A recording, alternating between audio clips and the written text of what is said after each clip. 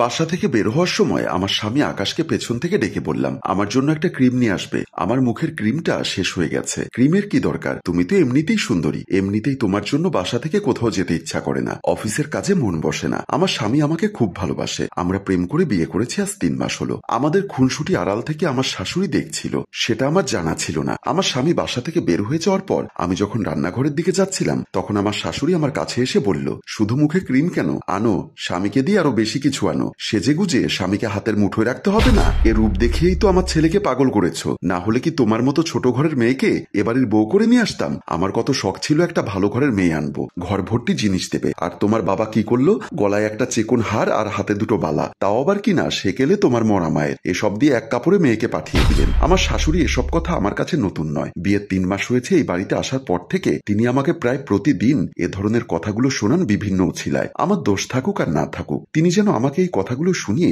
বেশ তৃপ্তি পান। প্রথম কয়েকদিন তার কথার উত্তর দিতাম, কোন ভাবনায় ডুব দিয়েছ? আমার কোনো কথাই দেখছি তোমার গায়ে লাগছে না, কোনো উত্তর দিচ্ছ না কেন? আমি বুঝলাম আমি ওনার কথার কোনো উত্তর দিচ্ছি না বলে হয়তো তিনি আমাকে কথা শুনিয়ে মজা পাচ্ছেন না। বিয়ের পরে প্রথম আমার স্বামীকে কথা দিয়েছিলাম আমি কিছুই বলবো না, কিন্তু এখন কেমন যেন আমার ধৈর্য হারিয়ে যাচ্ছে। আমিও তো মানুষ, রোজ রোজ এসব কথা শুনতে আমার ভালো লাগে না। কিছু একটা বলতে চাইলাম, তিনি আমার দিকে কড়া চোখে তাকালেন, হয়তো আশাই করেননি আমি রেগে কিছু বলতে পারি ওনার মুখে মুখে। আমি শুধু বললাম, আমার রান্নাঘরে কাজ আছে মা, ভাত বসিয়ে এসেছি বলেই আমি পাশ কাটিয়ে চলে গেলাম। তিনি পেছন থেকে আমাকে নানা কথা বলতে লাগলেন। রান্না করতে গিয়ে আমি সেসব কথা শুনেও কোনো উত্তর করলাম না, আমি আমার কাজ করতে লাগলাম। দুপুরবেলায় আমার স্বামী যখন বাসায় ফিরল হাতে ক্রিম নিয়ে, তখন আমি আমার ননদের মাথায় তেল লাগিয়ে দিচ্ছিলাম। এই নাও বর্ষা, তোমার মুখের ক্রিম। আমি ননদের মাথায় তেল লাগাতে লাগাতে বললাম, লাগবে না আমার ক্রিম। আকাশ অবাক হয়ে বলল, তুমি আমাকে ক্রিম আনতে বললে, এখন লাগবে না কেন বলছো? আমি অভিমানী সুরে বললাম, তখন লাগবে বলেছিলাম, এখন বলছি লাগবে না। তৎক্ষণাৎ আমার শাশুড়ি এসে বললেন, আমার ছেলেকে দিয়ে টাকা খরচ করিয়ে ক্রিম এনেছো, এখন লাগবে না কেন বলছো? নাকি আমার রাগ ছেলের উপর দেখাচ্ছ, কোনটা? আমার স্বামী চুপ করে দাঁড়িয়ে আছে, মায়ের সামনে কিছুই বলছে না। আমার ননদ তখন বলে উঠল, আচ্ছা ভাবি যখন নিতে চাইছে না, কেন জোর করছিস? ঠিক আছে ভাইয়া, ক্রিমটা আমাকে দে, আমি রাখছি, আমারও একটা ক্রিম দরকার ছিল। কেউ একজন ব্যবহার করলেই তো আর টাকা নষ্ট হলো না, তাই না? আমার স্বামী তখনও চুপ, কিছু না বলেই চলে গেল। বিষয়টাতে আমার রাগ আরো বেড়ে গেল। অন্তত পক্ষে স্বামীর কর্তব্য পালনের জন্য হলেও 2-1টা কথা সে বলতে পারত। এভাবে মায়ের বাধ্যগত ছেলে হয়ে থাকতে গিয়ে প্রতিদিন বউয়ের অপমান কিভাবে সহ্য করতে পারে একটা পুরুষ মানুষ, সেটা আমার মাথায় ঢোকে না। রাতে ঘুমোতে যাব, তখন পেছন থেকে আমার ননদ আমার হাতে ক্রিমটা ধরিয়ে দিয়ে বলল, তোমার জিনিস তুমি রাখো, এটা তো তখন তুমি রাখবে বলেছিলে, তাহলে আমাকে দিচ্ছ কেন? আরে বাবা, আমি যদি তখন না নিতাম তাহলে ভাইয়া হয়তো রাগ করে জানালা দিয়ে ফেলে দিত, আর তুমিও তো নিচ্ছিলে না। আমি চুপ করে আছি দেখে ননদ আবার বলল, আমি বুঝতে পারছি তুমি মায়ের কথায় রাগ করে আছো, আমার মা আসলে একটু বেশি কথা বলে, আমি জানি। যাই হোক, সারাদিন অনেক কাজ করেছো, আর ভাইয়া হয়তো তোমার উপর রাগ করে আছে, তাড়াতাড়ি ভেতরে যাও, তোমাদের রাগ অভিমানের পালা শেষ হোক, এটাই কামনা করি। শ্বশুর বাড়িতেই একটা মাত্র মানুষ যে আমাকে বোঝে এবং যার সাথে কথা বলে আমি কিছুটা সময় কাটাতে পারি। আমার ননদ হাসি মুখে দুষ্টুমি করে চলে গেল, তাই আমিও ভেতরে গেলাম। আমি ভেতরে গিয়ে বিছানায় বসতেই আমার স্বামী বলল, তুমি আবারও মায়ের কথায় রাগ করে আছো?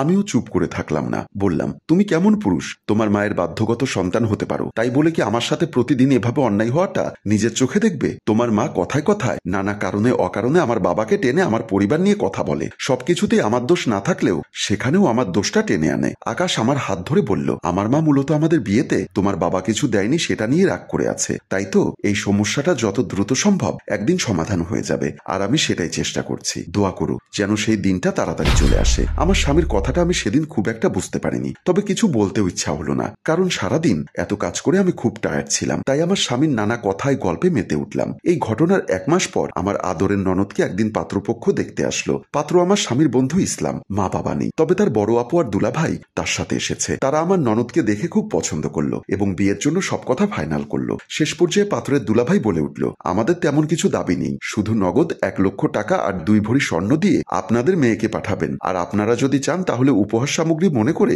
একটা খাটো ড্রেসিং টেবিল দিতে পারেন। কথাটা শুনে আমার শাশুড়ির মাথা ঘুরে গেল। আমার স্বামী হাসি মুখে পাত্রপক্ষকে বিদায় করলেন। রাতে খাবার টেবিলে আমার স্বামী আলোচনায় বসলেন, খাট ড্রেসিং টেবিল আমি দিব, তার বাবার যে জমানো টাকা আছে ওর জন্য সেটা থেকে 2 ভরি স্বর্ণের টাকা উঠে যাবে, বাকি রইল নগদ 1 লক্ষ টাকা। সেটা আমার মনে হয় আমার শ্বশুর বাড়ি থেকে নিয়ে আসলে ভালো হবে। আমার স্বামীর মুখ থেকে এমন একটা কথা শুনবো আমি কল্পনাও করিনি। আমার বাবার অবস্থা আমার স্বামী খুব ভালো করে জানে, তবুও কিভাবে লোকটা এমন একটা কথা বলল?